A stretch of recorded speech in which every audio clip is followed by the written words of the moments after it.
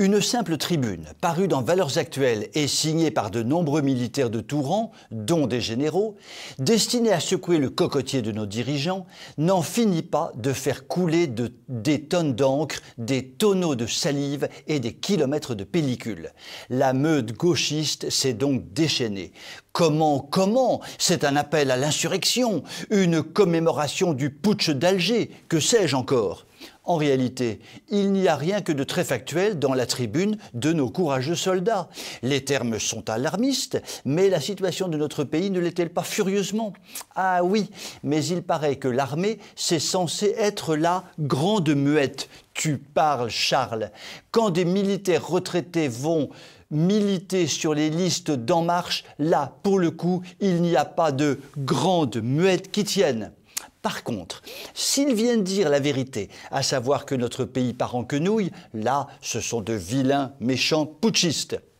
Du coup, Macron dégaine les sanctions. C'est plus facile de taper sur des militaires que sur les voyous de banlieue. Mais voilà, gros énorme problème, ich bin. Les Français, eux, soutiennent les pétitionnaires. Ils sont près de 60% à cautionner le contenu de la tribune et près de 50% à envisager avec sérénité une intervention militaire, même non sollicitée, pour mettre fin au bazar. À un an des présidentielles, c'est assez clair comme message, non? La voie pour les candidats est toute tracée, simple, efficace. Pour toute riposte, les journalistes, hommes politiques, ministres et militaires ligotés au pouvoir brandissent le fameux « devoir de réserve », une formule fourre-tout qui ne signifie pas grand-chose, car notre histoire est pleine de militaires qui ont su, au bon moment, élever la voix. Ce sont bien des maréchaux qui ont forcé Napoléon à abdiquer. Ce sont bien des militaires d'exception comme Foch et Pétain qui, à la fin de la Première Guerre mondiale, ont su dire non à des décisions stupides du pouvoir et devenir ainsi les artisans de la victoire. Ce sont bien Pétain et De Gaulle qui, dans les années 20 et 30, ont multiplié articles et ouvrages pour contester les choix absurdes des gouvernants.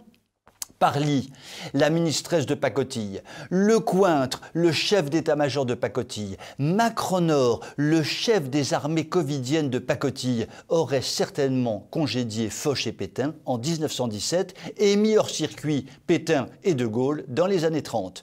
La palme de la nullité revient certainement au tristounet Lecointre qui se donne un mal de chien pour hurler avec les loups macronistes afin de conserver les multiples avantages de sa fonction. Avec de tels chefs, nous perdrions en 4 heures une guerre que nous déclarerait le Vatican, dotée d'une armée redoutable de 7 zouaves pontificaux. Et pourtant, la tribune des militaires fait un tabac dans sa tabatière. Saluons ces courageux militaires. En signant, certains d'entre eux risquent de tout perdre. Ils ont le courage de l'accepter, car ils savent que rien ne sera jamais aussi grave que de perdre la France. Je vous souhaite une très bonne soirée.